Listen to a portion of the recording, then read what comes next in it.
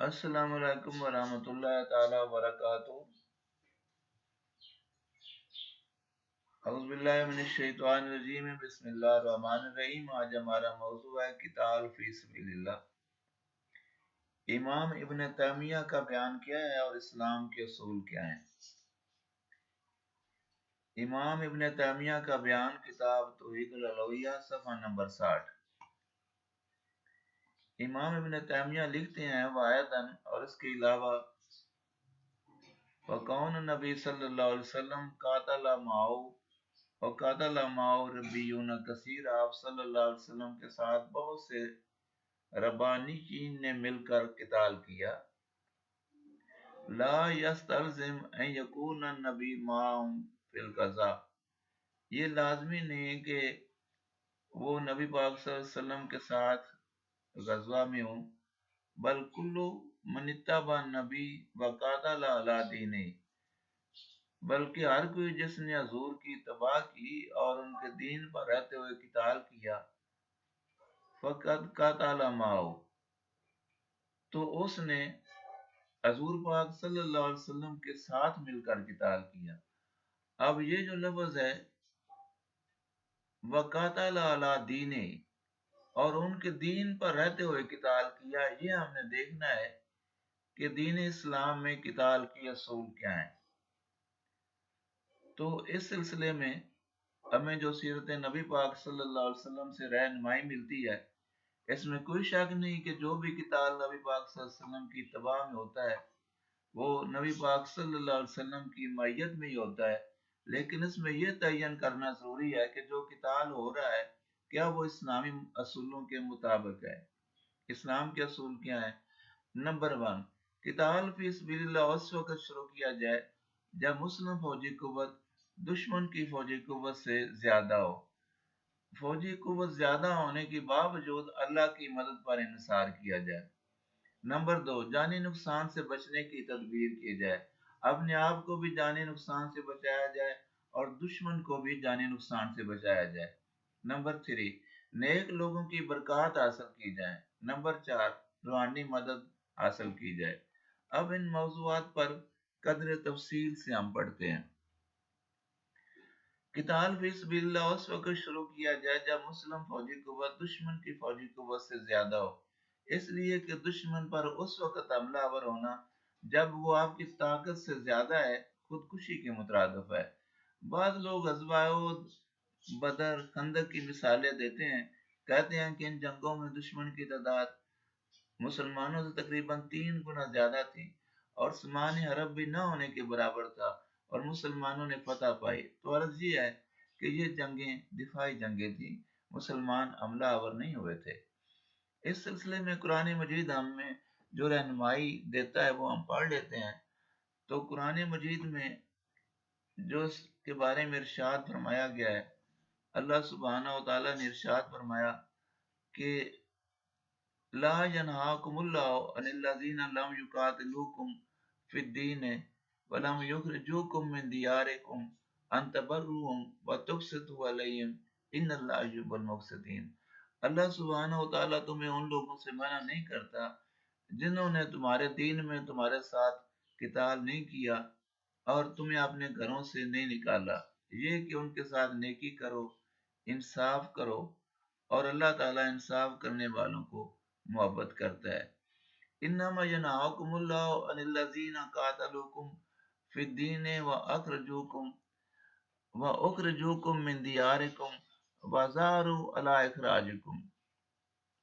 اللہ فرماتا ہے وہ لوگ جنہوں نے تمہارے ساتھ دین میں قتال کیا اور تمہیں گھروں سے نکالا یا تمہیں نکالنے پر مدد کی، ان تولوہم، یہ کہ تم ان سے دوستی کرو، اس سے اللہ منع فرماتا ہے۔ ومن یتولہم فاولئک هم الظالمون، اور جو ان سے دوستی کرے گا وہی ظالم ہے۔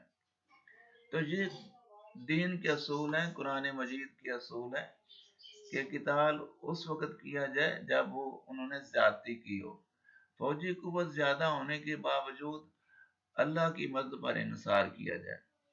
اس کے علاوہ جانی نقصان سے بچنے کی تدبیر کی جائے، اپنے آپ کو بھی جانی نقصان سے بچایا جائے اور دشمن کو بھی جانی نقصان سے بچایا جائے.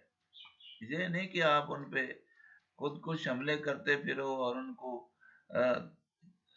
تباہ کرو، کیونکہ دین کا یہ اصول نہیں ہے. اپنے آپ کو بھی جانی نقصان سے بچاؤ اور دشمن کو بھی جانی نقصان سے بچاؤ.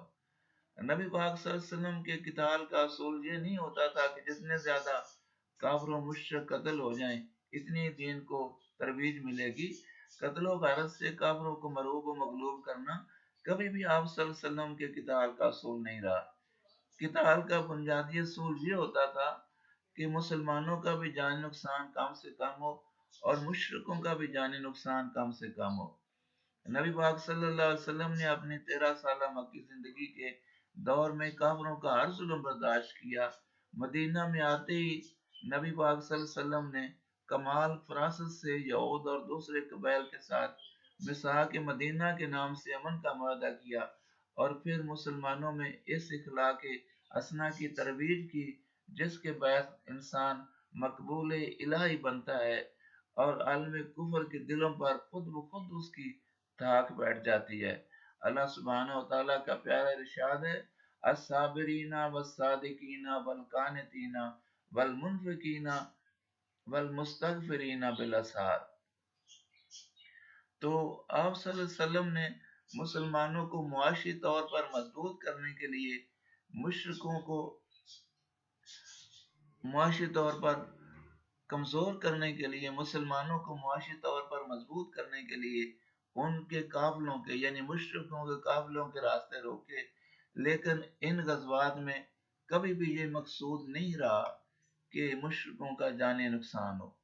یہ بڑا اہم نقطہ ہے دین اسلام کے قتال کا کہ انہیں قتل کرنے سے بچا جائے، کم از کم جانی نقصان ہو ان کا. یہ اصول تھا نبی پاک صلی اللہ علیہ وسلم کا. غزوہ بدر کے بعد کعب بن اشرف یہودی نے آپ صلی اللہ علیہ وسلم کی شان میں گستاخیاں کی. صحابہ رضوان اللہ علیہم کی ازواج کے بارے میں غلیظ شعری کرنے لگا تو اس کا قتل واجب ہو گیا. نبی پاک صلی اللہ علیہ وسلم کے پاس اتنی فوجی قوت تھی کہ اگر وہ چاہتے تو اسے اس کے کنبے قبیلے سمیت ختم کر دیتے، لیکن حضور پاک صلی اللہ علیہ وسلم نے اپنے انصاری صحابی محمد بن مسلمہ اوسی رضی اللہ عنہ کی خدمات حاصل کی اور کمال حکمت سے اسے اس کے قلعہ سے نکالا اور علیحدگی میں قتل کیا. اب آگے چلیں. ہجرت کے 5ویں سال غزوہ خندق تک مشرکین ہی حملہ آور ہوتے رہے اور آپ صلی اللہ علیہ وسلم دفاع فرماتے رہے. اس کے بعد مسلمان بالادست ہو گئے اور اب ان کی باری تھی کہ وہ کافروں پر حملے کریں، حملہ آور ہوں. اس سلسلے میں جو سب سے پہلا آمنا سامنا ہوا وہ غزوہ حدیبیہ کا تھا. سن 6 ہجری میں پیش آیا. مسلمان عمرہ کے لیے آئے تھے اور مشرکین نے راستہ روکا تھا. اب مسلمان بغیر عمرہ کے واپس جانے کو اپنی توہین سمجھ رہے تھے، لڑائی پر آمادہ تھے. کافروں کے دستے راتوں کو آ کر مسلمانوں پر شب خون مارتے. نبی پاک صلی اللہ علیہ وسلم مشرکوں کی اشتعال انگیزیاں دیکھ رہے تھے اور مسلمانوں کے جذبات بھی دیکھ رہے تھے، لیکن آپ صلی اللہ علیہ وسلم نے کم و بیش 20 دن تک اندرونی اور بیرونی دباؤ برداشت کیا، جنگ نہیں کی، صلح کی. سن 8 ہجری میں جب نبی پاک صلی اللہ علیہ وسلم نے فتح موقع کے لیے پیش قدمی فرمائی تو آپ نے کیا اصول اپنایا؟ آپ صلی اللہ علیہ وسلم نے اس پیش قدمی کو خفیہ رکھا، مدینہ کے راستوں پر نگران مقرر کیے، حضرت عاتب رضی اللہ عنہ کا مراسلہ واپس منگوایا تاکہ مشرکوں کو اس کاروائی کا پتہ نہ چلے اور نہ ہی وہ مقابلے پر آنے کی حماقت کریں اور نہ ہی ان کا جانی نقصان ہو. تو ہر موقع پر حضور صلی اللہ علیہ وسلم نے اس چیز کو پیش نظر رکھا کہ قتل و غارت نہیں، امن. قتل و غارت سے دین کو غالب نہیں کرنا، امن سے غالب کرنا ہے. جب آپ صلی اللہ علیہ وسلم کی 10,000 صحابہ کے کثیر لشکر کے ساتھ آپ صلی اللہ علیہ وسلم نے 10,000 صحابہ کے کثیر لشکر کے ساتھ بنی زوران میں پڑاؤ کیا تو شام کو خیموں کے آگے آگ روشن کرنے کا حکم دیا تاکہ مشرکین عرب مرعوب ہو جائیں، مقابلے کے لیے سامنے نہ آئیں، حماقت نہ کریں. پھر ہر مرحلے پر آپ صلی اللہ علیہ وسلم نے یہی پالیسی اپنائی. ابو سفیان کو ترغیب دی کہ مشرکین کو پر امن رہنے کی تلقین کرے اور پھر مکہ میں داخلے کے لیے لشکر کو 4 حصوں میں تقسیم فرمایا تاکہ مشرکین کی طاقت منتشر ہو جائے اور وہ مقابلے کے لیے سامنے نہ آئے۔ تو یہ نبی پاک صلی اللہ علیہ وسلم کا اصول تھا کہ آپ نہ صرف اپنے صحابہ کی جان بچانے کی پلاننگ فرماتے تھے، ترکیب کرتے تھے، بلکہ مشرکین کی جان بھی بچانے کے لیے آپ صلی اللہ علیہ وسلم پلاننگ اور ترکیب کرتے تھے۔ تو یہ اللہ سبحانہ و تعالیٰ کا فرمان ہے قرآن مجید میں اس سلسلے میں۔ اللہ سبحانہ و تعالیٰ فرماتے ہیں من عاد من المشرکین استجارک فاجروا حتی یسمع کلام اللہ ثم ابلغوا مامنا ذالک بانہم قوم لا یعلمون۔ کتنی واضح ہدایت ہے کہ مشرکوں کی جان بھی بچاؤ، انہیں بھی پناہ دو۔ یہ دوسرا جو اصل اصول ہے دین اسلام میں جہاد کا، وہ میں نے آپ کے سامنے عرض کیا ہے۔ تیسرا جو اصول ہے وہ یہ ہے کہ نیک لوگوں کی برکات حاصل کرنی چاہیے، نیک لوگوں کی برکات حاصل کرنی چاہیے۔ اس سلسلے میں یہ حدیث ہے بخاری شریف میں اور اس کا نمبر ہے 2897۔ حضرت ابو سعید خدری رضی اللہ تعالیٰ عنہ سے روایت ہے، وہ نبی پاک صلی اللہ علیہ وسلم سے بیان کرتے ہیں کہ آپ صلی اللہ علیہ وسلم نے فرمایا ایک زمانہ ایسا آئے گا کہ لوگ جہاد کریں گے تو کہا جائے گا تم میں کوئی ایسا شخص ہے جو نبی صلی اللہ علیہ وسلم کا صحبت یافتہ ہو؟ جواب دیا جائے گا ہاں، تو اس پر انہیں فتح عطا فرما دی جائے گی، یعنی اس صحابی کی برکت سے اللہ سبحانہ و تعالیٰ فتح عطا فرمائیں گے۔ پھر ایک زمانہ آئے گا لوگ پوچھیں گے آیا تم میں کوئی ایسا شخص بھی ہے جس نے رسول صلی اللہ علیہ وسلم کے صحابہ کی ہم نشینی کی ہو؟ جواب دیا جائے گا ہاں، تو اس کے ذریعے اللہ تعالیٰ فتح عطا فرما دے گا، یعنی تابعی کی وجہ سے اللہ سبحانہ و تعالیٰ اسلامی نشست کو فتح دے گا۔ پھر حضور نے فرمایا پھر ایک وقت آئے گا کہ پوچھا جائے گا کیا تم میں کوئی ایسا شخص ہے جس نے رسول اکرم صلی اللہ علیہ وسلم کے اصحاب کی صحبت اٹھانے والوں کو دیکھا ہو؟ تو جواب دیا جائے گا ہاں، تو اس کی دعا سے اللہ سبحانہ و تعالیٰ فتح عطا فرمائیں گے، یعنی نیک لوگوں کی برکات جو ہے نا وہ ان سے اللہ سبحانہ و تعالیٰ اسلامی لشکر کو فتح عطا فرماتا ہے۔ یہ کہنا کہ نیک لوگوں کی ضرورت نہیں، ان کے پاس جانے سے شرک ہوتا ہے، تو ایسے لوگوں کا جہاد کبھی کامیاب نہیں ہو سکتا۔ کامیاب ان کا ہوتا ہے جو نیک لوگوں کی برکات حاصل کرتے ہیں۔ اس کے علاوہ جو ہے وہ روحانی مدد ہے جو حاصل کرنی چاہیے، اللہ کے ولیوں کے پاس جانا چاہیے، ان کی دعا حاصل کرنی چاہیے، ان کے مزارات پہ حاضری دینی چاہیے۔ یہ دیکھیں آپ کے سامنے ایک مثال ہے، ایک کتاب بلاد الاولیاء ہے، اور ایک بڑے بزرگ آدمی نے طاہر لاہوری لکھتے تھے وہ اپنے آپ کو، انہوں نے لکھی ہے، کتاب کا نام ہے بلاد الاولیاء۔ تو اس میں وہ لکھتے ہیں ایک بزرگ رب العزت کے حضور سجدے میں سر رکھے ہوئے ہیں، وہ کمانڈر ان چیف ننگے پاؤں ہاتھ باندھے کھڑا تھا، بزرگ نے سجدے سے سر اٹھایا، پلکیں بھیگی ہوئی تھی، مگر بزرگ نے اس کے چہرے کی طرف دیکھا جس پر پسینے کے قطرے ڈھلک رہے تھے، مسکرا کر فرمایا کل انشاءاللہ تمہیں فتح نصیب ہو جائے گی۔ تو یہ واقعہ وہ لکھتے ہیں، اور وہ لکھتے ہیں کہ یہ بزرگ حضرت سید میرا محمد شاہ موج دریا بخاری رحمۃ اللہ علیہ تھے، اور ہاتھ باندھے جو شخص آپ کے حضور کھڑا تھا وہ تاجدار ہند شہنشاہ اکبر اعظم تھا۔ تو یہ اللہ کے ولی کے پاس اکبر اعظم نے آ کے دعا کے لیے درخواست کی، تو اللہ تعالیٰ نے ان کی مدد کی اس دعا کی برکت سے، اور وہ فتح کرنے میں کامیاب ہو گئے۔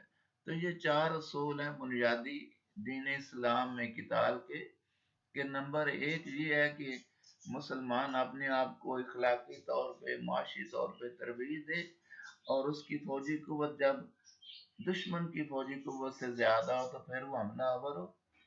دوسری، جب وہ حملہ کرے تو اپنی جان بھی بچائے اور دشمن کو بھی اس انسانی جانوں کے صدمے سے بچائے، دشمن کا بھی مشکین کا بھی کم از کم جانی نقصان ہو۔ اور تیسری یہ کہ نیک لوگوں کی دعائیں حاصل کی جائیں، اولیاء اللہ کے پاس جایا جائے۔ اللہ تعالیٰ میں ہر عمل میں سنت رسول صلی اللہ علیہ وسلم کو پیش نظر رکھنے کی توفیق عطا فرمائے۔ وآخر دعوانا ان الحمد للہ رب العالمین۔